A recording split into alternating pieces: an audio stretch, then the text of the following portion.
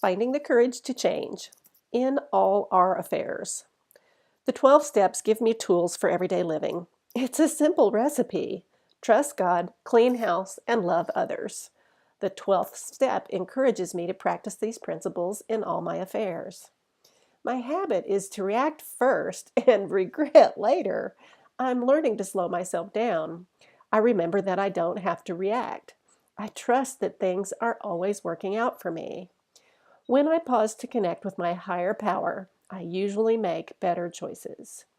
And when my choices don't work out, I no longer blame others. I take responsibility for my thoughts, actions, attitudes, and beliefs. I'm learning to make amends. I'm learning to love others as they are rather than as I wish they were.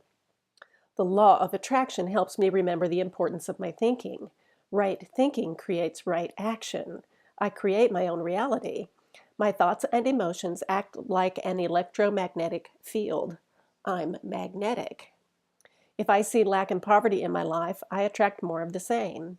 If I see myself as a victim of others, then others continue to use me as a doormat. If I worry about disaster, disaster surely comes. It's like that old song. If it weren't for bad luck, I'd have no luck at all. Gloom, despair, and agony on me. However, I can turn this all around with new habits of thought. I can substitute positive thoughts for the negative ones. With each effort, I become stronger in my positivity. I've learned to focus ferociously on what I want rather than on what I see. I'm learning to turn my thoughts into things. It's an awesome feeling.